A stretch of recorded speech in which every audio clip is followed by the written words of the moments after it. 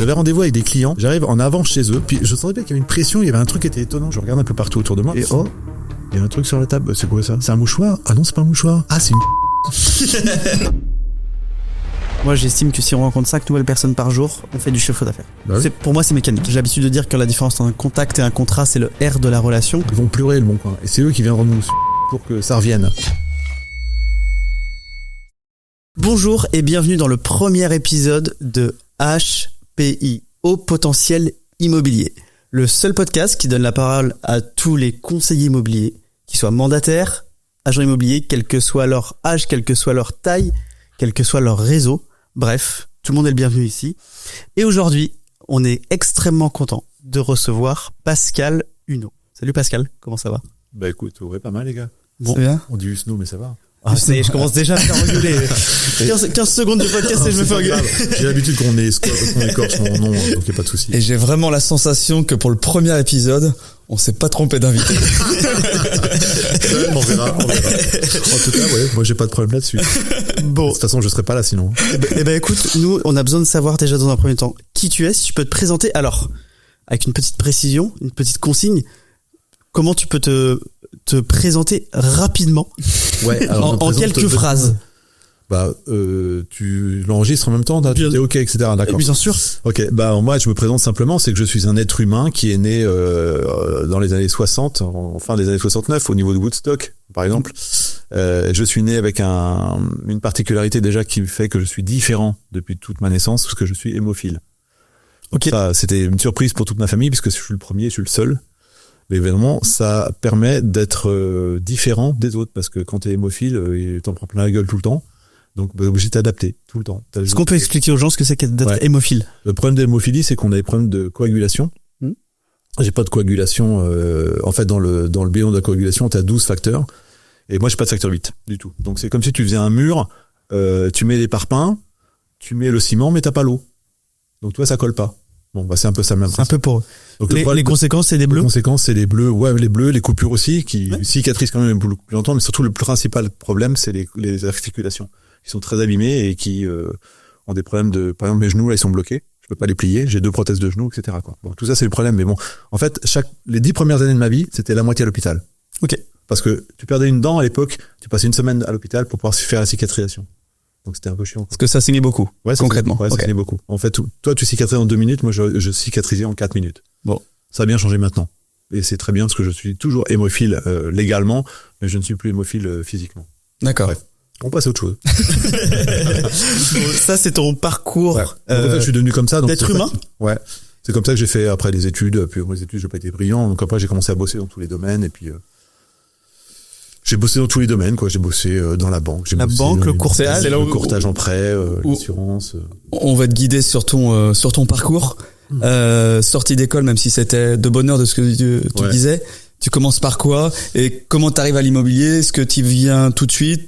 Tu repars, tu reviens? Comment ça se passe? Ouais, bon, j'ai déjà eu un bac G2. Parce qu'au début, je voulais être vétérinaire. Bon. Alors pour les jeunes, c'est pas top. Pour les jeunes, c'est quoi bac G2? Ce serait quoi? Comptabilité. Ok. Ouais, comptabilité. Donc là, c'était ça ou la porte. Je dis, bon, bah, je vais faire ça.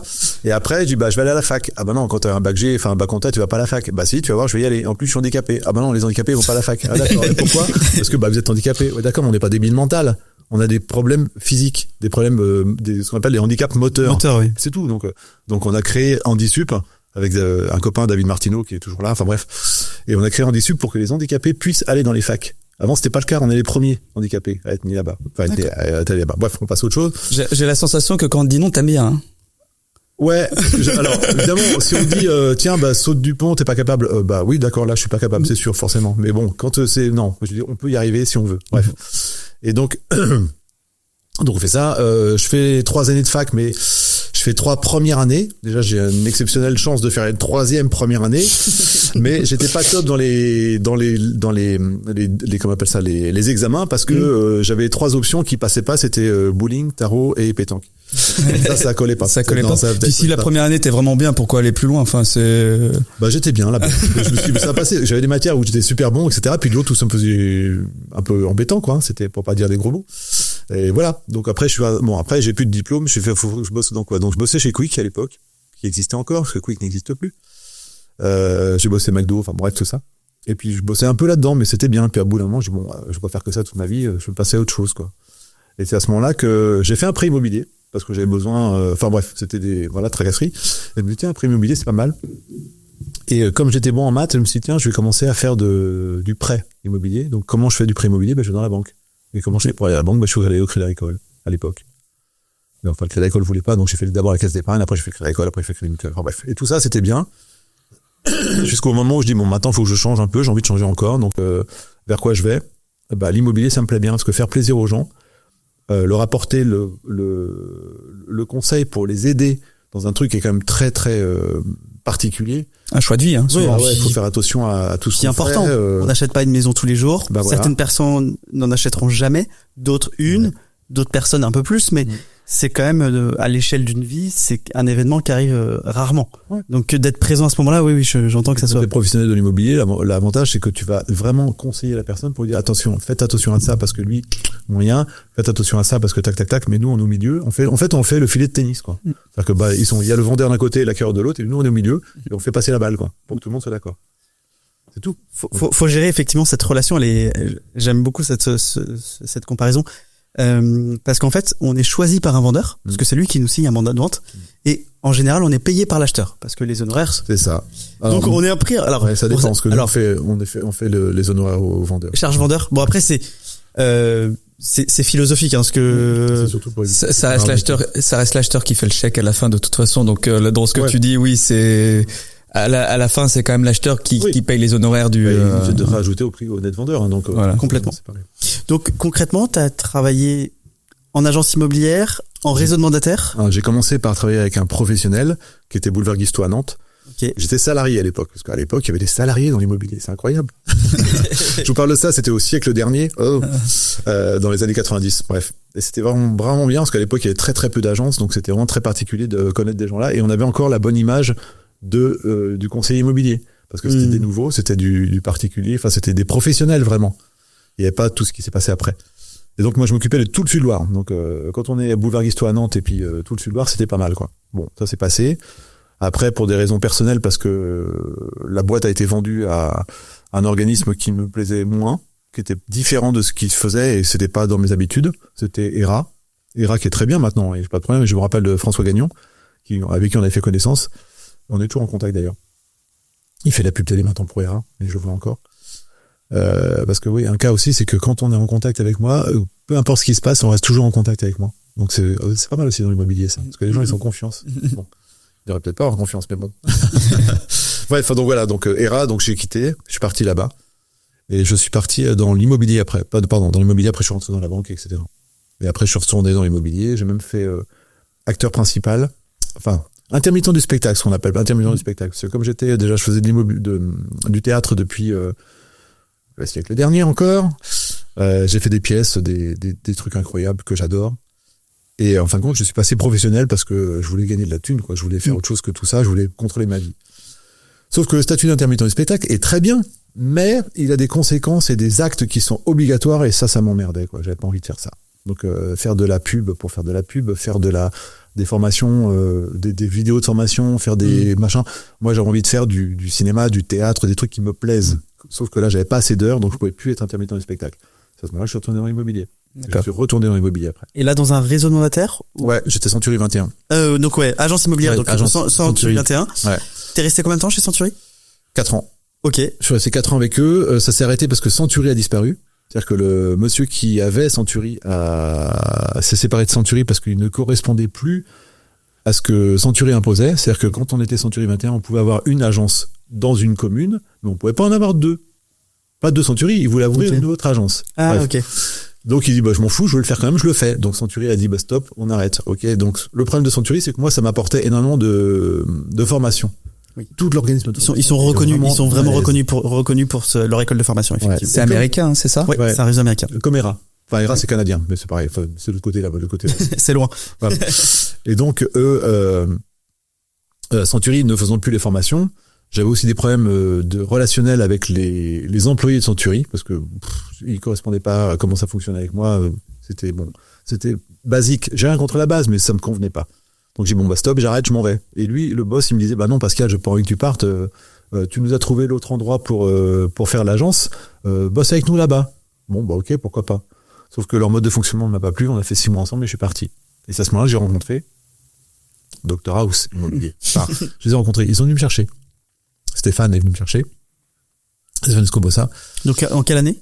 Attends, ça fait 5 ans là, donc c'était en 2020. Ok. 2020. Okay. Donc 2020, pendant le Covid. Juste au sortant du Covid. Alors l'avantage que j'avais de ça, comme l'avantage d'être hémophile, c'est que comme j'ai eu une carte de PMR et que j'étais invalide, enfin j'avais le statut d'invalide, je pouvais bouger comme je voulais. C'est-à-dire que c'était pas 1 kilomètre, c'était pas 1 heure, je faisais ce que je voulais.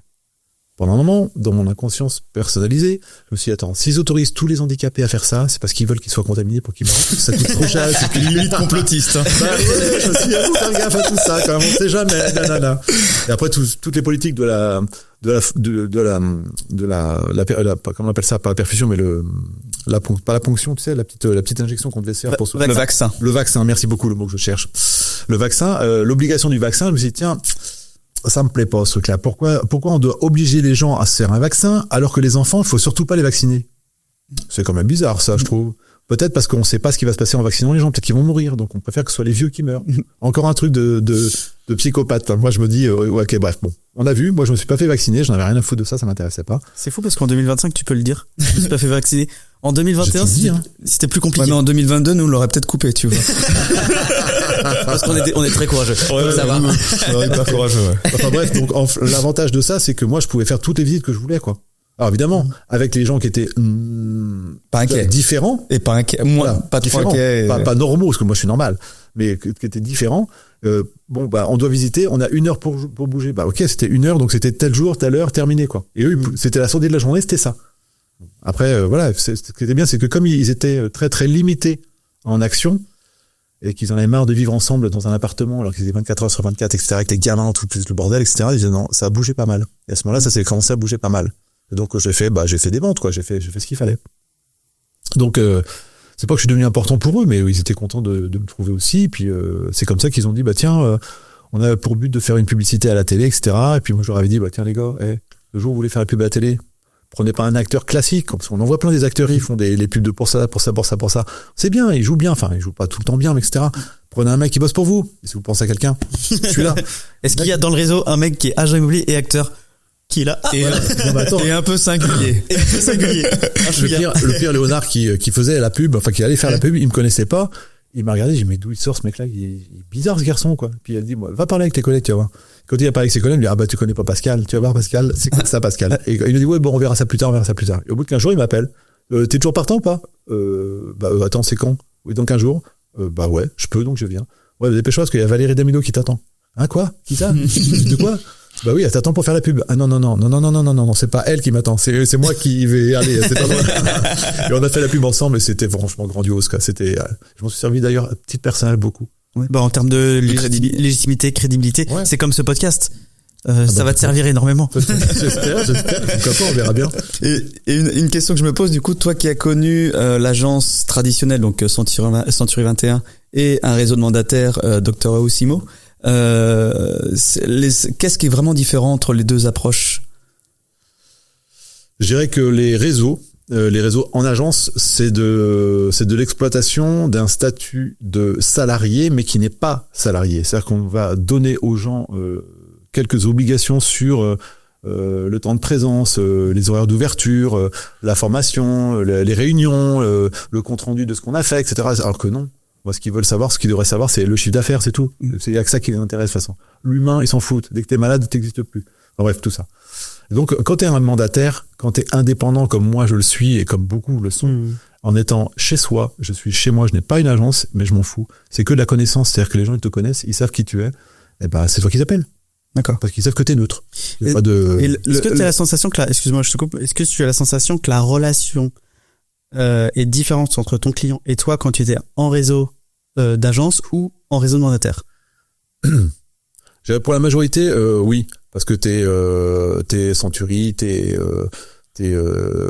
toutes les adresses, enfin tout ce qu'on veut, etc. Sauf que t'es l'adresse, sauf que non, t'es Pascal Husneau, t'es Jean-Paul Dupont, t'es machin, et ce qu'il faut, c'est qu'ils se rencontrent là-dessus. Et quand ils rencontrent des gens comme ça, ils disent, bon, bah, le gars, il peut passer, à bosser à Père Paul Jacques ou que ce soit, c'est lui que je suis. Donc c'est lui que j'aime. Donc ça veut dire que tu penses que la marque, en réalité, et les clients, ils font confiance aux conseillers et pas forcément à la marque et au réseau. Alors, bah, ça dépend des gens, ça dépend de leur mode de fonctionnement. Quand ils ont affaire à la marque et qu'ils aiment bien la marque, c'est comme le mec qui roule avec des Tesla. Prenons un exemple clivant en ce moment. Ouais. Ils volent de la Tesla, ils font que de la Tesla. Ils font que de la Tesla ou que de la Ford ou que peu importe les marques. Ils restent là-dessus parce qu'ils sont à fond sur la marque. Ok. Donc là, ils s'en foutent de savoir si c'est Pierre-Paul Jacques qui travaille à Tesla. Et ce qu'ils veulent, c'est la Tesla, quoi.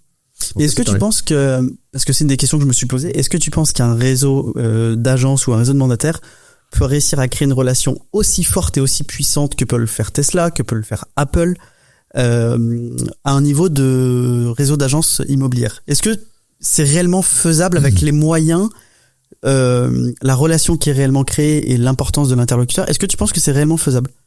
Bah, tout est faisable quand on veut le faire, mais il faut voir dans quelles conditions ça va se faire. Quand on parle d'IAD, par exemple, on sait que c'est le nombre de IAD qu'il y a. Et il y en a énormément, ils sont 400 000, etc. Bon, ok, d'accord, mais alors, est-ce que c'est pour ça qu'ils sont professionnels? Comme si c'était la métrique importante chez eux, c'était le nombre de... Il y a beaucoup de gens qui raisonnent en nombre. C'est-à-dire qu'ils préfèrent la quantité plutôt que la qualité. Bah, moi, c'est plutôt l'inverse. Je préfère la qualité, pas la quantité. Donc, à Doctoras, on est 1300 maintenant. Et ça augmente énormément parce que depuis 4 ans que je suis arrivé chez eux, on était 600, je crois, à l'époque. Ah, mais si t'as fait une pub. C'est pas moi. Non, mais. Qu'est-ce que tu te dis? Non, c'est pas moi. Moi, c'est surtout Valérie Damido, hein. Je trouvais que, franchement, elle est devenue notre, elle est devenue connue depuis, t'allais dire. Non, mais elle est devenue notre sponsor, en fait. On était en d'accord avec elle. C'est l'égérie un petit peu. Années. Ouais. Ok. Elle a donné quelques années avec nous, mais maintenant, elle est toujours en contact avec nous, mais c'est plus pareil. Ok. Et donc, oui. Ce que tu disais, c'est que moi, c'est la connivence et c'est le contact, en fait, l'humanisme de la chose. Donc, quand tu es en face à quelqu'un à qui tu as confiance, parce que le problème de l'immobilier, depuis les années 90 où j'ai commencé, c'est développer un nombre tellement énorme que la qualité, elle a forcément baissé. Et comme la qualité, elle a baissé, les gens, ils se méfient énormément. Et quand on voit le particulier au particulier qui se développe aussi et qui marche pas mal, mais bon, faut s'en méfier parce qu'il y a beaucoup de choses qui sont faites en particulier qui peuvent retomber contre les agents, pas les agents, mais contre les acheteurs ou les acquéreurs, et ça, faut se méfier de ça. Bref. Je me permets de rebondir sur le particulier à particulier. J'ai l'impression que c'est un marché qui augmente pas trop. Il y a vraiment une partie de la population qui fera jamais du particulier à particulier, que ce soit en achetant ou en vendant d'ailleurs, mais comme si ce match-là, il augmentait pas plus que ça, quoi. J'ai l'impression qu'il n'y a pas de porosité entre ces deux volumes. C'est-à-dire qu'il y a un volume, en général, on dit 70%, qui passe par un professionnel de l'immobilier, quel qu'il soit, et 30% de PAP. Mais j'ai l'impression qu'effectivement, il n'y a pas de porosité entre ces deux et je vois pas forcément une évolution. Il y a des gens qui ne passeront quoi qu'il arrive jamais par agence ou par professionnel. Ouais. Et vice versa. Alors, ouais. C'est un peu une sensation que j'ai. Après, je sais pas. Je pense que je suis d'accord avec toi. Le gars qui dira non, moi les agences, s'il y a que des enfants là-bas, je veux pas bosser avec eux, etc. Ouais, sauf que le jour où il va se faire entuber. Ah, mais je te dis pas. Il va dire ah merde, ah ouais, j'aurais peut-être dû faire. Je dis pas qu'il a raison, hein. C'est un constat. Mais en fait, il y a beaucoup de gens qui ont besoin de preuves pour voilà. Ok, vas-y, fais du particulier. Comme dans l'autre sens. Moi, je sais que je passerai jamais en direct, que je vende ou que j'achète. Je préfère d'avoir un intermédiaire, ça, c'est beaucoup plus simple, ça assainit plein de choses, tout est plus posé, il y a pas d'ego qui rentre, enfin voilà, où des fois ça peut devenir un peu compliqué d'avoir quelqu'un au milieu qui fasse la passation du dialogue. Parce que ça permet aussi à la personne, moi je veux travailler que avec un professionnel de l'immobilier parce que je sais que s'il y a une merde, c'est lui qui prendra. Et il y aura pas de merde. Parce que il est obligé d'être bon parce que sinon c'est mort pour lui, quoi. Moi je trouve au début c'était ça, maintenant ça évolue vraiment beaucoup, hein. Ouais. C'est-à-dire que maintenant les agents immobiliers se font vraiment taper sur les dents s'ils font quoi. Parce que normal. C'est un autre professionnel, donc ça va purifier aussi la qualité. Parce qu'il y a plein de gens qui sont là, je sais pas, moi je vais dire des conneries, mais il était boulanger, il était chauffeur routier, il était acteur et tout. Ouais, bien sûr, c'est vrai. Ouais, bien sûr. Ils ont dit, bah tiens, je vais faire de l'immobilier parce que c'est facile, l'immobilier est facile, on fait visiter des maisons, on ouvre la porte, on ferme la porte, termine. Non, mais faut pas croire ça. L'immobilier, c'est bien plus important que ça parce que, le travail d'immobilier, pour les gens qui ne connaissent pas l'immobilier, il faut considérer que c'est comme un iceberg. La partie qui est au-dessus de l'eau, c'est ce que vous pensez de notre activité. Mais c'est pas ça. Parce que l'iceberg, il y a 90%, c'est en dessous. Et l'iceberg, il est entier. L'immobilier, c'est ça. Nous, on voit que ça. Mais là, tout le reste en dessous, vous le voyez pas.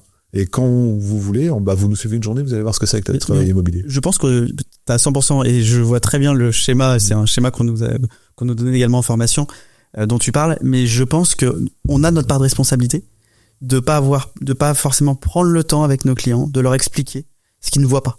Et le client final, que ce soit vendeur ou acheteur, il sait pas forcément ce qu'il y a. Et si on prend pas le temps de lui expliquer, de lui détailler, il y en a qui se rendent pas compte. Et je trouve qu'on a aussi notre part de responsabilité là-dedans à mettre et expliquer un peu plus notre quotidien. Le problème du métier d'agent immobilier, c'est qu'il y a une connivence négative dans 80% des cas quand tu parles de l'immobilier à des gens qui on les connaît les charlots ou des trucs comme ça, ou alors on les connaît les escrocs. Ok, crois que c'est des escrocs. Maintenant tu vois avec d'autres personnes, avec certaines personnes, et tu vois il y a quand même des différences. Ouais, il y en a qui sont différents. Comme dans tout, il y a des bons, il y a des mauvais, il y a des gens honnêtes, il y a des gens malhonnêtes. Exactement. Et justement, pour rebondir là-dessus, on va faire d'un plan de généralité. Ça, on est bien d'accord. Ouais. Pour toi, justement, les qualités requises vraiment pour être vraiment un agent immobilier, pas forcément un bon agent immobilier, mais un agent immobilier sérieux sur qui on peut compter, qui on peut avoir confiance. C'est quoi les qualités pour toi? Alors, mon avis, il faut pas faire ce que toi tu ferais. Il faut pas faire ce que toi tu penses sur un truc particulier. Il faut juste écouter énormément le vendeur. Il faut écouter énormément l'acquéreur et voir comment ils fonctionnent eux pour aller dans leur sens. C'est-à-dire que un acquéreur il a des par exemple, là je sais que j'ai un appartement à vendre sur Nantes et l'appartement il est très bien, il est au prix, etc. Là-dessus il y a pas de souci parce que les écoles les études de marché c'est important là-dessus. C'est pas histoire de voir tiens combien ça vaut, je vais faire beaucoup plus comme ça je vais prendre le mandat. Non on va pas perdre de temps. Bref. Et donc cette personne-là, quand il nous dit des trucs particuliers, par exemple, cette personne-là qui était intéressée par l'appartement, il fallait impérativement qu'elle ait un stationnement. Parce que c'était elle travaille dans le médical, elle fait des urgences, donc elle a besoin d'avoir accès à son juste au pied de la maison, rapide. Voilà, donc moi, je me suis battu pour qu'elle ait ça. J'ai pas réussi parce que c'était pas possible, donc on a dégagé sur autre chose, on est parti sur autre chose. Mais par contre, si j'avais pas écouté, en disant, vous voulez quoi? Vous voulez un appartement de 2 000 € du mètre carré, dans le centre-ville? Je l'ai. Et c'est tout ce qui est intéressant. Non, c'est pas ça. C'est pas la peine d'aller plus loin. Parce que c'est pas la peine de lui montrer un truc. On va pas lui vendre un truc qui lui conviendra pas. Donc, il faut juste être à l'écoute de ce qu'elle attend, l'acquéreur. Et le vendeur, c'est pareil. Le vendeur qui dit, moi, je veux rester là pour faire les visites, etc. On lui explique les choses. On lui dit que c'est pas la solution, mais si vraiment il insiste. On lui fait la démonstration de ce qu'on prouve. Parce que c'est pareil. Quand on dit, non, je vous écoute, non, je vous crois pas. Attendez, bougez pas. On va vous mettre devant le cas, devant le fait accompli, et vous allez bien voir, les gars. Bon, là, il se constate que, en fin de compte, t'avais raison. Ok, donc maintenant, si j'ai raison, vous pouvez nous faire confiance. Faites-nous confiance, si vous voulez. Si vous êtes déçus, vous serez déçus, à ce moment-là, vous partez. Mais bon, c'est pas la mer à boire, quoi. Ok. C'est d'être droit dans ses bottes, et puis c'est tout. Je partage cette partie-là. Toi, qu'est-ce que t'aimes vraiment dans ce métier de conseiller, au quotidien? Qu'est-ce qui te fait vibrer? Qu'est-ce qui t'anime? On connaît les montagnes russes émotionnelles. J'en parle tous les jours à mes équipes de ces montagnes russes. Une des choses, c'est de savoir les gérer pour pouvoir survivre dans ce métier parce que c'est important. Mais qu'est-ce qui te fait vibrer? Moi, ce qui me plaît, c'est d'être utile. Ok. Quel que soit le domaine, j'ai besoin d'être utile. Donc, dans l'amitié, j'ai besoin d'être utile. Dans la paternité, parce que je suis le papa d'une fille. Dans l'amour, évidemment. Dans plein de choses. Dans la cuisine. Enfin, j'ai besoin d'être utile. J'ai besoin de montrer que je sers à quelque chose.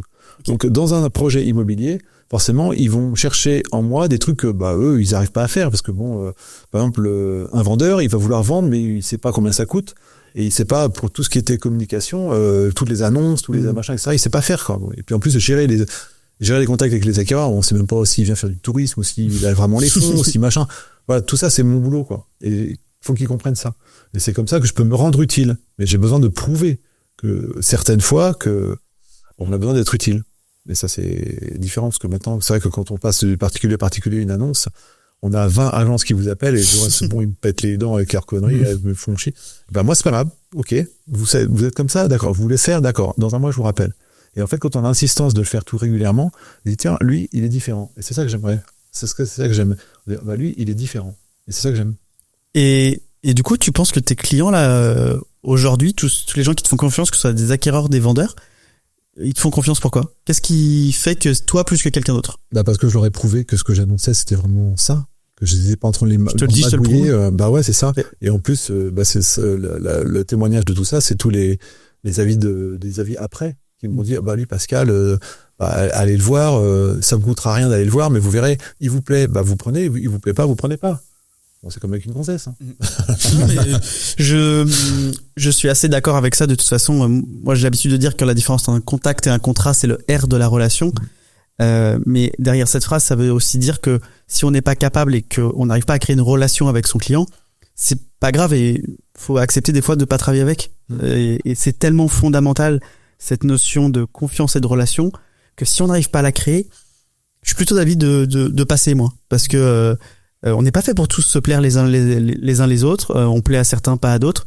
Et je préfère qu'on se concentre avec des gens avec qui ça matche réellement, humainement, sur les valeurs et sur le mode de fonctionnement, plutôt que des fois se battre un peu avec des gens avec qui, et c'est pas grave, avec qui il n'y a pas ce feeling. Donc je partage ça. Et d'autant que quand les gens ont confiance en toi, ils vont te faire ta propre pub. Ah, mais C'est-à-dire que pour chercher des biens, mais ils vont t'avertir que tiens, mon voisin, il a machin à vendre. ça devient des ambassadeurs. Ouais, c'est ça. Et plutôt que de faire du toc-toc, tiens, vous n'auriez pas de maison à vendre, ou mettre des papiers dans la poste, etc. Non. La pige, elle peut se faire autrement.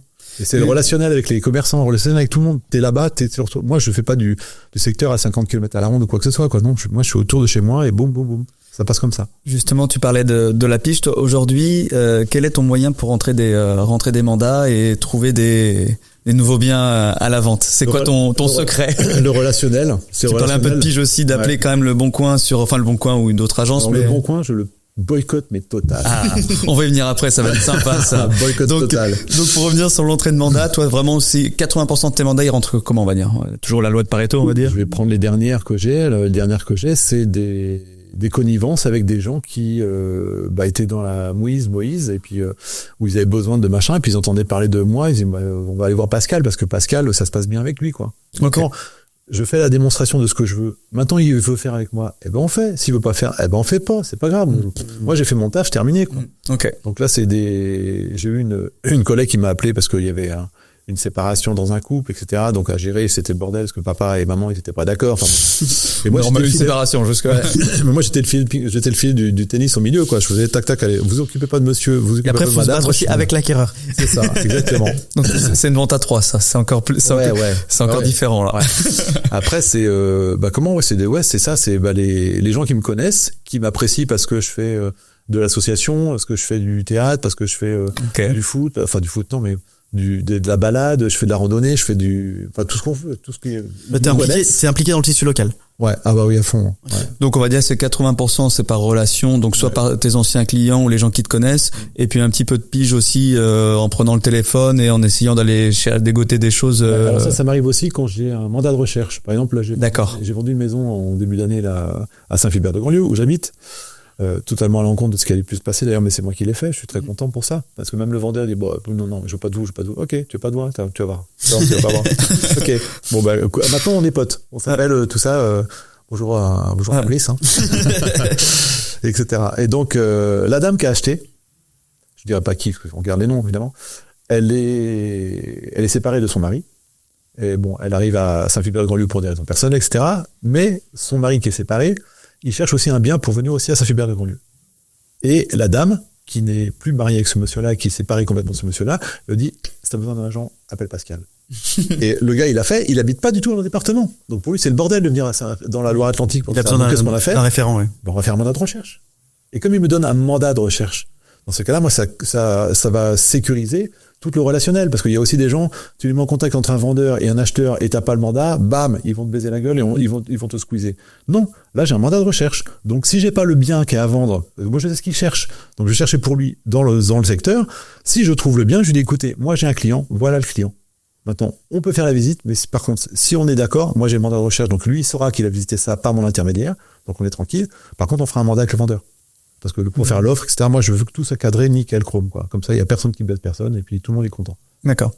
Mais ça m'arrive de faire du toc-toc, parce que là, j'ai besoin, dans le quartier machin, il veut ça, dans le quartier ceci, il veut ça, quoi. Lui, il a une limite géographique qui est très importante. Il veut être dans le tel quartier de Saint-Philbert-de-Grandlieu. D'accord. Ça joue à quelques rues, quoi. Ouais. Parce que il a des raisons personnelles que je cache, évidemment, mais il a tout à fait raison dans ce qu'il veut. Le budget, ça va aussi, c'est pas un problème pour ça, mais donc voilà, faut trouver la bonne maison, quoi. D'accord. Et pour l'instant, il a son appartement à vendre dans la région où il est. Donc là, c'est pareil. Je lui dis, t'as quelqu'un là-bas? Je dis, on s'en charge, mais c'est pas simple. Et je dis, ok, moi j'ai un collègue là-bas, je le connais, je vais te l'envoyer. Et par contre, l'intermédiaire, c'est moi. D'accord. C'est-à-dire que c'est pas moi qui passe. Le collègue qui l'a connu, c'est moi qui l'ai connu. Le point de contact, c'est toi. Tu deviens vraiment l'agent immobilier de référence. Bah pour les gens qui veulent. Maintenant c'est pas général, hein, sinon j'aurais beaucoup trop de boulot. mais non, je pense qu'il est temps de répondre à cette question. La France veut savoir pourquoi ce boycott avec Le Bon Coin. Pourquoi le boycott avec Le Bon Coin? Tout simplement parce que d'abord, moi, personnellement, je pense que pour acheter quelque chose en immobilier, c'est pas Le Bon Coin. Le Bon Coin, c'est pour acheter des pulls, des bagnoles, de la vaisselle, tout ce qu'on veut, etc. Peu importe. Mais pas l'immobilier, parce qu'en plus, Le Bon Coin, ils ont commencé à prendre un pouvoir quelconque qu'ils estiment être les plus grands, les plus forts pour faire de l'immobilier. Ça, faut qu'ils se mettent qu'ils sortent les doigts d'où ils sont, parce que c'est un peu n'importe quoi. Ok, c'est clair qu'on fait beaucoup de chiffres d'affaires avec ça, mais c'est pas la dictature. Là, ce qu'ils sont en train de faire, c'est la souveraineté. Et non. Moi, je suis pour la révolution. Donc, les souverains, ils vont avoir la tête coupée bientôt. Pour ce qu'il faut qu'ils comprennent, c'est que si tout le monde se barre du Bon Coin, ils vont voir que le chiffre d'affaires va se casser la gueule. Le Bon Coin vient d'être acheté par une société. On sait pas qui c'est, mais bon, enfin, on sait qui c'est, mais bon, bref, on ne parle pas. Et donc, à cause de ça, ils augmentent. Pour nous, les professionnels, on doit payer de plus en plus cher pour dialoguer avec le Bon Coin. Parce que, ok, non, mon pote. Non. Moi, je suis pas d'accord là-dessus. On est là-dessus, on fait là-dessus, terminé. Dans ces conditions-là, maintenant, si tu veux augmenter depuis, je crois que c'est depuis 6 mois, même je crois que c'est depuis 2 ans, ils augmentent, et tous les trimestres, ils augmentent. Ça va, quoi. On n'est pas non plus on n'est pas là pour faire du beurre, quoi. Donc, alors, Dr House Immobilier, pour l'instant, il ne disculpe pas Le Bon Coin. Parce que voilà, mais par contre, là, puis t'as amélioré les relations là en plus, là je pense. Avec Le Bon Coin et Dr House. Ah bah Dr House, oui, bien sûr. Bah, Dr House, non, mais les relations entre Dr House et Le Bon Coin. Ah bah non, de toute façon, Dr House. Il n'y a pas de relation en fait. Non, Dr House n'attaque pas Le Bon Coin. Moi, je suis individuel, je suis mandataire. Mais ce que je veux dire par là, c'est que si IAD, si l'adresse, si Century, si tous les professionnels de l'immobilier faisaient comme nous en disant Le Bon Coin, on arrête de se faire baiser à payer trop d'argent, et ben ils vont pleurer Le Bon Coin. Et c'est eux qui viendront nous sucer pour que ça revienne. Bon, pardon pour le terme, mais bon, c'est un peu ça. Il faut qu'ils comprennent que Le Bon Coin, c'est pas des souverains. Les souverains, on leur coupe la tête. 1789, ça peut recommencer. C'était l'heure de 200 ans, mais ça peut recommencer. Regardez 1968 déjà, il y a déjà eu ça. Puis il y en a eu d'autres. Mais c'est vrai que s'ils sont sur une position dominante, où aujourd'hui, c'est pour être bien placé pour le savoir, où c'est difficile de s'en passer, à la fois pour recruter des mandataires, à la fois pour des fois rentrer des mandats, mais avec une politique tarifaire qui ne nous convient pas, contrairement à d'autres prestataires où on est très content de payer leurs factures. Se loger très bien. Se loger bien ici. Bien ici, ouais, tout à fait. Et alors effectivement pour l'historique. Ouest France, Le Figaro, enfin tout ça, et j'entends ton coup de gueule et ton souhait de se mobiliser entre professionnels. Ça a été tenté, ça a été essayé. Pour l'instant, ça a pas eu les résultats escomptés. C'est l'origine de Bien Ici. Bien Ici, c'est la réponse des professionnels de l'immobilier face à Se Loger, Logiquimo et Le Bon Coin à l'époque. Mais malheureusement, ça n'a pas encore l'effet escompté. Et on aimerait pouvoir s'en passer, mais les faits, il faut être lucide et serein. Nous, en tant que fondateur d'un réseau et ayant aussi beaucoup d'annonces en ligne, le fait est que même si ça nous emmerde de payer les factures et qu'on trouve que c'est trop cher, il est quand même difficile aujourd'hui de s'en passer. Et on aimerait pouvoir le faire. Sauf que faut juste qu'il tire pas trop sur la corde pour pas avoir le syndrome page jaune. Page jaune, c'est emballé, c'était devenu. Exactement. Nous, dans la rénovation, on se retrouvait à payer des factures mais colossales sur page jaune parce qu'ils avaient un monopole exceptionnel. Ils sont ultra dominantes.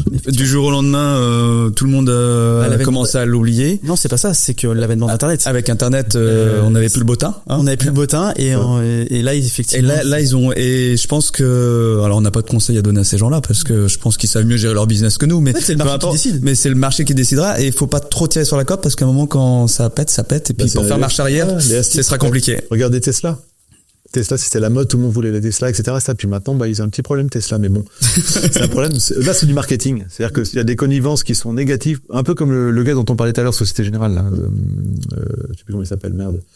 Terviel. C'est tout le risque du branding. Voilà. C'est-à-dire que quand on a un branding positif, c'est un asset incroyable pour une société. Musk l'a été, je parlais de Tesla, a été un asset incroyable pour Tesla, pour vendre des Tesla, c'était un très bel ambassadeur. Aujourd'hui, il se passe des choses où les gens sont plus du tout en phase avec ce qu'ils voient de Elon Musk. Les ventes en France sont en train de s'effondrer. parce que du coup là c'est du branding négatif. Alors il y a un autre cas qu'on connaît malheureusement dans très l'immobilier. bien, On va parler de qui là? Quel branding dans l'immobilier où tu reposes sur un nom et une tête? C'est ça. Voilà. Et le jour il a pas eu le problème avec une femme. Voilà, il faisait de la publicité aussi. C'est ça. Il parle c'est un plat, un truc comme ça quoi. Un plat, je sais plus quoi. D'accord. Mais effectivement, quand on se retrouve là, ce qui s'est passé avec Stéphane Plaza, où alors en plus il y a des gens qui ont payé pour bénéficier de ça, effectivement, qui continuent de payer et qui continuent de payer le jour. Ils ont les boules. Ouais, ils le jour où ils veulent changer de nom parce que c'est mauvaise connivence. C'est tout en fait on se rend compte de la puissance du branding dans le positif, mais aussi très souvent dans le négatif. Et là en fait on voit l'amplitude, elle est colossale. Et aujourd'hui le sujet ça va être comment détacher la marque Stéphane Plaza de la personne Stéphane Plaza. Bah oui. Et je sais qu'il y a beaucoup de sujets. Pas facile, hein, les deux s'appellent pareil quand même. Mais je pense que mon sens, je pense que dans les 6 mois à 1 an, on n'aura que Plaza, on va avoir un rebranding. Pour moi, ça me paraît. Oui, je pense, j'ai de conseils à donner à personne, mais je pense que ça me paraît être une évidence. J'imagine parce qu'aussi lui personnellement, il a des soucis personnels. Oui, c'est pas pour ça que tous les agents sont comme lui, quoi. Bah, en fait, c'est tout le sujet. C'est-à-dire que il y a des gens qui rentraient dans des agences Stéphane Plaza en pensant et on était persuadés qu'ils allaient rencontrer Monsieur Stéphane Plaza, mais en même temps, ces agences et ils ont bénéficié de ça, mais ils ont payé pour bénéficier de ça. Aujourd'hui, ils ont des dénonciations de mandat pour vraiment des gens qui disent je dénonce mon mandat, je ne veux pas être associé à ça, etc. Et c'est très dur. On détache la partie de ce qui s'est passé. On n'est pas là pour parler de ça, mais pour une boîte aujourd'hui qui paye des royalties à cette franchise depuis des années, ça en fait fermer, des années. Déjà pour certains c'était déjà la période ça a été le coup de grâce. Ça a été le coup de grâce. Century est en train de vivre ça aussi. Hein. Ok. Les Century 21 sont en train de fermer les uns après les autres. Hein. À cause de. Je sais pas exactement pourquoi, mais je sais que moi j'en connaissais 5 ou 6 et là il y en a 2-3 qui sont déjà fermés. Je sais pas ce qui se passe. Alors, moi je suis plus à Century 21 donc je sais pas comment ça se passe à l'intérieur. Peut-être qu'ils ont mis des désaccords. Ouais, ils ont mis des désaccords particuliers sur, je sais pas, leur mode de fonctionnement. Peut-être qu'ils veulent plus, peut-être que quoi. C'est pareil. À partir du moment où tu trouves des abrutis qui payent, ok. Mais au bout d'un moment, quand t'as des moutons qui sont un peu plus des loups que des moutons, ils disent ok, attention quand même. Arrêtez de nous prendre pour des cons parce qu'au bout d'un moment, ça va vous péter la tronche. C'est ce qui va se passer. C'est ce qui se passe. En opposition à ça, il y en a un qui s'ouvre là, qui passe Century 21 du côté de Nantes, du côté de Trélière. Ils ouvrent un Century 21 et la personne qui est à la tête est un excellent professionnel. D'accord. Oui, des excellents professionnels. Heureusement, il y en a beaucoup dans le domaine de l'immobilier. Mais par contre, faut qu'il ait des épaules carrées, quoi. Parce que il va se faire attaquer par toutes les connivences débiles, des abrutis qui connaissent rien, qui vont te balancer des saloperies sur toi. T'as les preuves de ce que t'avances? Ouais, je sais que c'est comme ça. Ah ouais, tu sais. D'accord. Et puis tu lui mets 2 petites phrases dans les dents que je dis, ah ouais. Ouais, tu dis ça parce que non, mais arrête. Arrête, c'est bon. Après, chacun fait comme il veut, hein, mais bon. Faut arrêter de dire des bêtises, des fois, quand on raconte des bêtises, non. Prouve-le. Non. Alors, tant pis. Dans ces cas, tu te tais. Ou alors, il y a aussi des trucs qui sont étonnants, c'est des gens qui râlent. Ouais, mais moi, ça m'embête. Ça m'embête. Ouais, d'accord. Fais contre, alors. Ouais, mais non, alors, mais non, quoi? J'accepte. Ouais, mais non, ça m'embête. Voilà, c'est ça. Exactement. Voilà, c'est ça. On est d'accord sur ça. C'est un peu dur, hein. C'est pas simple pour tout le monde. La plupart du temps, c'est les mêmes difficiles, mais bon. Il y a un sujet, dont j'aimerais bien parler avec toi, qui pour moi est un sujet un peu fantasmé, que les gens on pense beaucoup à ce sujet-là quand on parle d'immobilier, c'est la négociation. Oh oui. C'est la base de notre travail, ça. Et je voulais avoir un peu ton avis en termes de philosophie sur comment pour toi la négociation ça t'évoque quoi, ça veut dire quoi? C'est mettre un accord entre 2 parties qui sont en opposition totale. Il y en a un qui veut tout le temps tirer la couverture à lui parce que forcément celui qui veut vendre, il veut vendre le plus cher possible, celui qui veut acheter, il veut acheter le moins cher possible, et puis toi t'es au milieu et tu dois argumenter l'un et l'autre. C'est un peu comme les Anglais dans beaucoup de nos tracasseries de combats mondiaux par exemple. C'est un peu comme Jeanne d'Arc qui a été foutre le bazar de son tout petit modèle, etc. Elle est arrivée foutre le bazar dans la guerre de 100 ans. Et voilà, ils sont pas capables de s'entendre eux. Nous, on est là en négociation pour montrer que pourquoi comme ça, parce que voilà, faut que tout le monde soit d'accord, quoi. Et en plus, au niveau de Docteur House Immobilier, c'est encore mieux que ça parce que notre habitude, nous, quand on a signé un acte chez notaire, donc la vente est bien eu lieu, si la personne qui a acheté le veut, on organisera la crémaillère pour qu'il soit connu par ses voisins. et le vendeur sera là. Parce que ça s'est tellement bien passé que tout le monde est copain et commun. Il n'y a pas de problème. On n'a pas arnaqué les vendeurs, on n'a pas arnaqué les acquéreurs, on est comme ça. C'est comme ça qu'on le fait, nous. Sur 100 ventes, il y en a combien des crémaillères? Sur 100 ventes efficaces. Non, mais enfin la crémaillère, c'est vraiment quelque chose qui est organisé régulièrement ou c'est vraiment à la marge? Nous, on le propose tout le temps. Ouais. Maintenant, c'est de temps en temps. Là, je sais que la personne de Saint-Philbert de Grandlieu, elle l'a faite. Ouais. D'accord. Celle qui a vendu avec moi aussi à Saint-Même-le-Tenu, c'est fait aussi.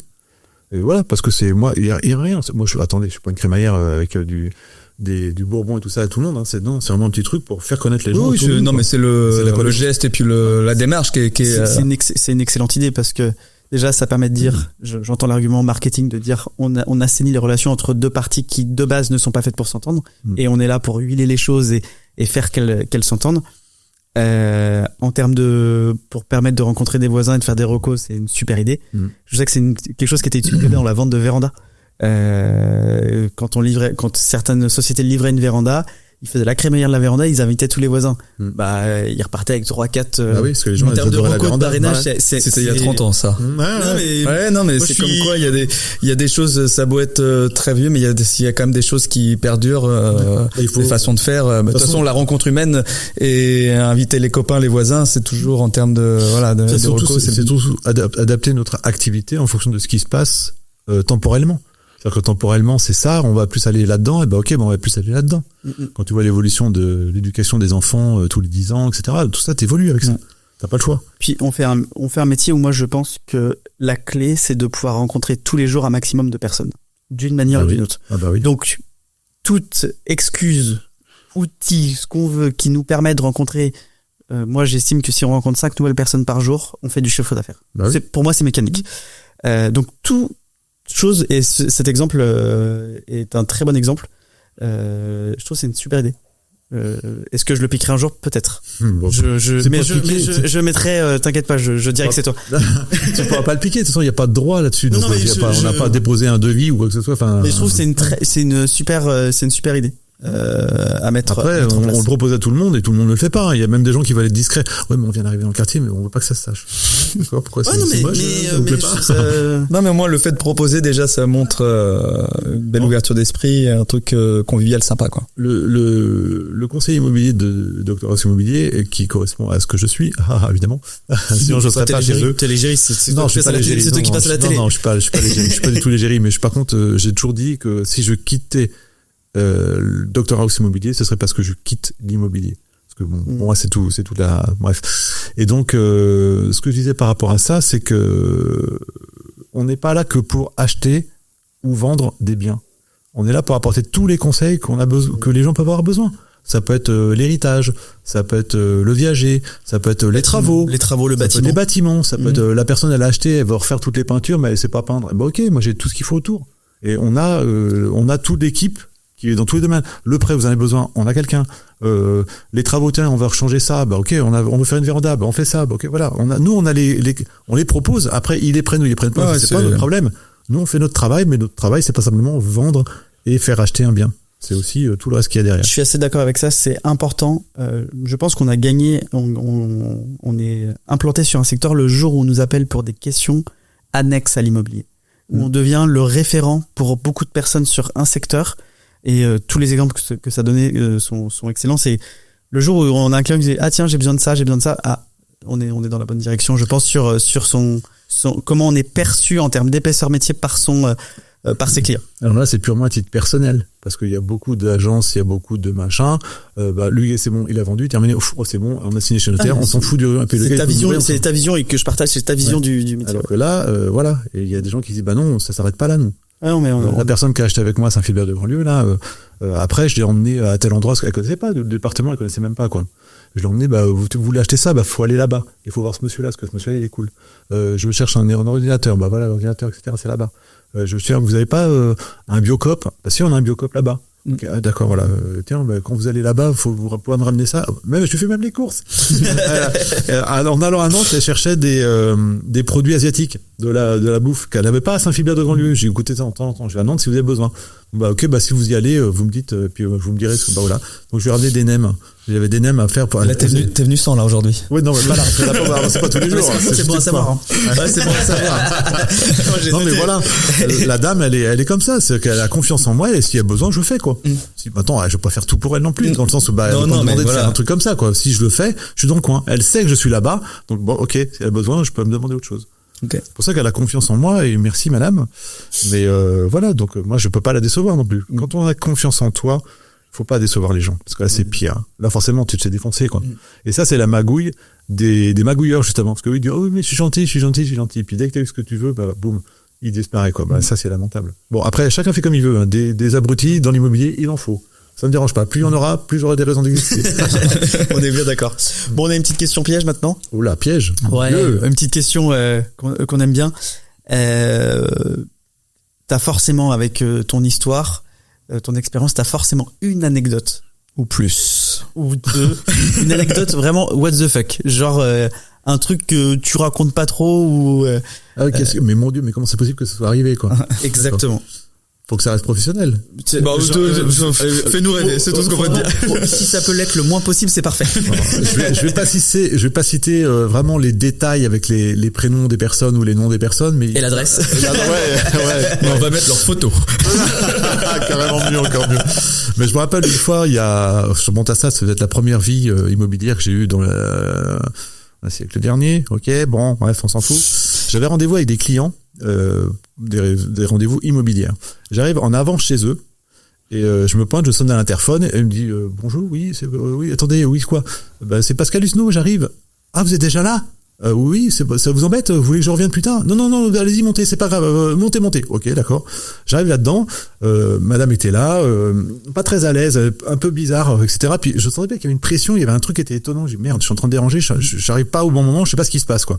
Bon, installez-vous là-bas, on arrive. Ok, d'accord. Je m'installe là-bas. Je regarde un peu partout autour de moi parce que je suis quand même très observateur quand même. Et oh, il y a un truc sur la table. C'est quoi ça? C'est un mouchoir? Ah non, c'est pas un mouchoir. Ah, c'est une culotte. Visiblement, je suis arrivé un peu tôt. Ils étaient occupés à faire autre chose quand je suis arrivé, quoi. Bon, ça, c'est un truc rigolo. Après, bon, je leur ai dit qu'ils avaient laissé un truc sur la table. Eux, ils étaient très embarrassés, mais moi, j'ai dit, attendez, vous inquiétez pas. Toi, t'as brisé la glace carrément, t'as fait. Ouais, ah bah oui. Plutôt, il y a un éléphant dans le salon. Ouais. Il y a un éléphant dans le salon. Mais ouais, parce qu'en fait, cette stratégie de moi, je suis un peu pareil. Ça dérange. Justement, ça démocratise. Enfin, vous disiez, ah bah ouais, ok, d'accord. Ça devient humain, quoi. Okay. En fait, c'est l'humanisme. Après, il y en a eu d'autres, il y en a eu plein d'autres. Allez, une deuxième. Je sens pas envie d'aller sur une deuxième. Alors, c'est pareil, un monsieur qui était logé dans un endroit particulier, qui était bien particulier pour lui, mais qui a été racheté par la mairie de la commune. C'était à Rezé. Il était obligé de partir de l'endroit où il était et il était embarrassé parce que comme il avait une passion de la brocante, etc., il avait besoin d'avoir des dépendances de au minimum 400 mètres carrés pour mettre tout son bordel. Et trouver des maisons avec 400 mètres carrés de bâtiments dans des budgets qui étaient pas non plus énormes, c'était un peu chaud patate pour en trouver quoi. Et moi j'en avais un. On a été visiter. Alors lui, il avait la maison, il en avait rien à foutre, etc. C'était juste le bâtiment, la dépendance. Alors oui, le bâtiment, la dépendance. Oui, le bâtiment, la dépendance. Attendez, monsieur, attendez. Ouais, ok, vous avez ça qu'il faut au niveau de la dépendance, mais regardez le reste autour, quoi. Franchement, je vous dis pas que c'est mauvais, mais moi, je veux être sûr que vous sachiez ce que vous achetez, parce que là, quand même, c'est chaud, quoi. Regardez la maison. Elle a été squattée par des punks, donc il y a beaucoup de travaux à faire de déco intérieure. Ouais, forcément. En plus, c'était vrai, hein. Le terrain, il fait 5000 mètres carrés, mais regardez, pour vous, la propriété, ce sera 500 mètres carrés. Ce sera juste la bande qui descend à votre maison, parce que les 4500 mètres carrés de terrain, ils vont être construits, il va y avoir 3 immeubles. Ok? Donc, ça fait partie de ça. Regardez la fenêtre de votre salon. Vous ouvrez la fenêtre de votre salon, qui c'est qu'on va passer? Les camions du périphérique de Nantes. Donc, tout ça, vous en avez conscience. Oui, mais de toute façon, moi, je veux la maison. Vous êtes sûr?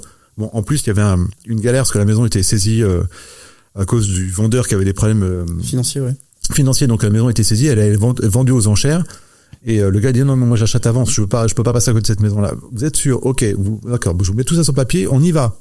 Oui, on y va. Ok, on l'a fait. Mais c'est vrai que moi j'étais un petit peu mal à l'aise par rapport à ça parce que je me suis dit bon, et lui il est content, c'est exactement tout ce qu'il veut, mais waouh, je me suis dit c'est quand même chaud patate. Donc je suis resté en contact avec lui. On est resté amis, mais voilà, moi j'aurais pas fait ça, moi, mais c'est pas moi qui le fais, c'est lui. Et lui il en avait besoin, donc là ça s'est fait quoi. Et puis s'il est heureux dans ce projet-là, c'est le principal, hein. C'est lui le décisionnaire final, hein, aussi. Toi, t'as fait ton rôle de conseil, Mm. et lui a décidé à la fin, donc c'est parfait. Bon, bah, écoute, deux belles anecdotes. Il y en a plein d'autres, hein. Moi, ça fait tellement longtemps. Ça sera pour le deuxième épisode. Ouais, peut-être. Ouais, si vous voulez. Ouais. Et maintenant, on a un petit jeu. Question courte, réponse courte. Oula. Et ça, Réponse c'est- courte pour moi, ça va être chaud. Ah bah, c'est un exercice de style Ok. pour toi. Et Alexis va te poser toutes les questions. Bon, première question, mandat simple ou exclu? Exclusif. Majoritairement. Ah non, vas-y, je enchaîne. Je l'ai fait toutes du coup. Ouais, fais les choses. Thé ou café? Que fait? Je te sens passionné par le café. T'as passion café. C'est vraiment à choisir entre la peste et le choléra, parce que j'aime bien les deux, mais. Ah d'accord. Le café, c'est bien. Regarde, j'ai pris un café quand je suis arrivé. Pige ou porte-à-porte? Alors, à choisir entre la peste et le choléra, ouais, pige, on va dire pige. Pige. Porte à porte, j'ai peur de déranger les gens, quoi. Ouais, tu te sens trop intrusif peut-être? Alors, je le fais quand même, parce que si j'ai un mandat de recherche et que la personne, elle veut des maisons à tel endroit, de telle façon, etc., je vais dire à la personne, je sais même pas si la maison est à vendre. Je vais y aller quand même. Même si cette maison-là n'est pas à vendre, et bah, peut-être qu'il lui sait qu'à côté, il y a une maison qui est à vendre. Je le ferai. Mais c'est pas la majorité de mon activité. Acheteur ou vendeur? Pas de choix, les deux. Les deux, mon Alors, capitaine. si, on va dire vendeur, parce que c'est lui qui me paiera. C'est lui qui paiera mes honoraires. Donc, ils vont tellement, mais bon, je m'en fous. Ouais, mais c'est l'acheteur qui te choisit. Non, c'est l'inverse. C'est le vendeur qui Les deux, les deux me choisissent. Les deux te me choisissent. Bah oui, il faut. Ouais. Alors, très honnêtement, si on veut être l'acheteur, pas toujours. Parce que l'acheteur, si c'est toi qui en exclut la maison de ses rêves et qui veut absolument, il te choisit par défaut. Bah ouais, mais il a pas le choix. Ah ben, on est d'accord. Après, est d'accord. Non, on est d'accord, c'est la bon. particularité, c'est que même s'il vient avec son mandataire d'une autre agence, c'est pas un problème. Moi, je fais Oui, l'interagence. ça, je sais que tu fais, mais c'est pas une obligation. Non. Voilà. C'est pas, tout le monde ne le fait pas. Par contre, celui qui veut me baiser, bah, il va se lever de bonheur, parce que là, pas, tout gagne là. Sinon, je défends les intérêts des vendeurs. L'exclusivité, il y avait l'image de l'exclusivité qui était très mauvaise avant, mais maintenant, il faut qu'ils comprennent que c'est autre chose que ce que, avant, l'exclusivité, c'est, c'est bon, j'ai l'exclusivité, de toute façon, il y a que moi qui peux la vendre, eh ben, je m'en fous. Ah oui, Je vais attendre, et je fais ce que je veux. Non, c'est pas ça. L'exclusivité, c'est, on fait le plus vite possible parce qu'on veut que ce soit fait le plus vite possible. Que ce soit moi, c'est moi, si c'est un autre, mais on fera le partage. Et on bosse mieux en exclu et ça, tout va plus vite, tout Ah oui, est déjà plus, pour la comptabilité, tout est pour centralisé, pour tout la est... communication aussi, c'est pareil. Et puis, bon, Puis les résultats parlent d'eux-mêmes, hein. ouais, tout à fait. Bon, merci pour cette réponse courte. Ah là là, pardon. Pain au chocolat ou chocolatine? Pain au chocolat, géographiquement, pain au chocolat. Merci, ouais. Ami du Sud-Ouest. J'ai rien contre la chocolatine. TikTok ou Instagram? Bah, Instagram. J'ai l'âge de Instagram. J'ai pas l'âge de TikTok, je suis trop vieux. Non, je suis pas trop vieux, je suis différent. C'est Thread aussi, je crois, hein, le nouveau. Ouais, c'est... Je pense. Wow, celui-là, je mets un peu les pieds dedans, mais wow là là, c'est bizarre. On a l'impression que c'est un site de rencontre, mais un peu. Enfin bon, c'est bizarre. Bon, maintenant j'y suis, parce que faut que je sois partout. Bon, t'es plutôt du matin ou du soir? Au travail. 24-24. Ça peut être à 6h le matin, ça peut être à 23h le soir, ça peut être à 2h du matin. Non, je m'adapterai, mais plutôt le matin. Ouais, plutôt le matin quand même. Plutôt le matin quand même. Ouais, plutôt le matin quand même. Appartement ou maison? Maison. Maison. Jardin. Barbecue. Un code de bœuf. Alors, je pense que j'ai la réponse, mais costume ou jean basket? Jean basket. Pour être à l'aise. Ouais, jean basket. Avec tes clients, plutôt le tutoiement ou le vouvoiement? Respect de chacun, mais moi, tutoiement. Plutôt tutoiement rapidement. Bah, s'ils veulent. Oui. Doudoune sans manche ou pull sur les épaules? Doudoune sans manche. Pull sur les épaules. un vrai vieux, j'avais oublié. Non, doudoune sans manche. On en a une d'ailleurs, Dr. Aux Immobilier, qui est très bien. D'ailleurs, je le porte tout le temps. Ça, là, c'en est pas une, c'est le nouveau truc que j'ai de. Ah, ouais. Le mot que tu détestes le plus dans l'immobilier? Le mot que je déteste le plus dans l'immobilier, magouille. Et escroquerie. Ah là là. Et Comment un on mot peut qui- penser ça, quoi? Et un mot qui est Ça existe, oui. Ouais. Mais attention, pas n'importe qui. Et un mot qui est utilisé par les agents immobiliers très souvent que tu détestes. T'en as un toi peut-être? Non, je sais. Concurrence. La Ah. concurrence. Ok. Tout le temps, la concurrence, les concurrents. Il n'y a pas de concurrents pour moi. Il y a que des gens qui travaillent dans l'immobilier, qui bossent pour Pierre-Paul Jacques, Century, l'adresse ou n'importe quoi, où il y a des, où ils sont indépendants, etc. On fait tous partie de l'immobilier. Donc, soit on bosse ensemble, ou soit on bosse pas ensemble, quoi. Mais Et- si vous voulez pas bosser ensemble, bossez pas ensemble, faites ce que vous voulez, hein. T'en as un, du coup, tu voulais peut-être... Non, je le garde pour les prochains épisodes. T'as la retenue, toi? Ah oui, mais je le garde pour les prochains épisodes. Allez. Je te dirai en off. Oh, je te dirai, ouais, c'est bien. Bon, en tout cas, merci. Ça y est? Ouais. Ah, déjà? Oh là là! Ça, est-ce que tu sais combien de temps ça fait qu'on tourne? Non, j'ai pas une demi-heure. Ça fait 54 minutes. Ah la vache, le temps passe vite avec moi. Quand on s'amuse. En fait, c'est mon problème, ça aussi, c'est que je suis tout le temps à parler. Je sais qu'il y a des gens qui me connaissent et qui me regardent, je dis, putain, Pascal, tu peux pas t'arrêter, quoi. C'est fatigant, ouais. Moi, j'ai envie de calme. Ah ouais, du calme? Ok. Bon, ok, je passe du calme chez moi. Comment j'appelle ça? Je parle à ma vidéo. Google, fais-moi écouter la musique. Ah putain, mais même, le silence, tu peux pas? Bah, non. Non, il faut que ça bouge tout le temps, quoi. T'as un cerveau Bah, depuis l'accident, ouais, il est devenu un peu, à 100 à l'heure. Bah ouais, et puis surtout, ça marche dans tous les sens, tout le temps. C'est un peu fatigant pour les autres. Eh ben, écoute, en tout cas, merci beaucoup. Ok. Un grand merci. les gars. Merci. Au plaisir de vous revoir, bien sûr. On est bien d'accord. Merci de ta transparence. Et puis, bah, t'étais le premier. Donc, faut toujours félicitations. commencer par quelque chose. Après, c'est moi qui ferai tu vois, je fais la base. Après, Tu viens la référence. Non, pas la référence. Non, pas la référence. Donc, Moi, je suis le testeur. Je suis celui qui va déclencher les choses. C'est ça que j'aime bien. C'est comme le révolutionnaire, quoi. Voilà. C'est que on arrête de marcher dessus. Maintenant, tu vas voir comment ça va se passer. Bah, écoute, Après, c'est à ce moment-là que tous les moutons te suivent. Ah ouais, il y en a un qui hésite, qui a peur. Tu vois. Bon, après, on finit. T'as fini ou pas? Non, vas-y, d'accord. Dernier truc. Quand t'es dans tu te balades en centre-ville. Rien à voir avec l'immobilier. Tu te balades en centre-ville. T'as des groupes de personnes partout, le machin, etc., etc. Et là, tu vois une agression.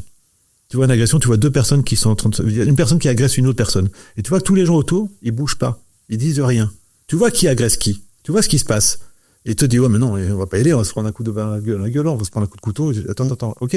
Tout seul, non. Mais, prends 3-4 copains autour de toi. Dis, ouais, les gars, vous avez vu ce qui se passe? Vous voulez que ce soit votre femme? Vous voulez que ce soit votre fille? Vous voulez que ce soit votre enfant? Non, venez, on y va, nous. Et on y va tous les 4. Et là, le gars, il est tout seul contre 4. Et il se dit, oh, là, ça commence à faire beaucoup. Et qu'est-ce qui se passe? Il se barre. Bon, toi, tu t'es peut-être chié dessus en faisant ça parce que tu dis, bon, on n'est pas un groupe, etc. Mais quand on est un groupe, on arrive à aller plus loin. Donc, faut surtout pas devenir un mouton idéal. Les moutons, c'est bien. Mais surtout à Pâques. Non, c'est pas top les moutons. Hein. Ils doivent un peu flipper de se faire bouffer.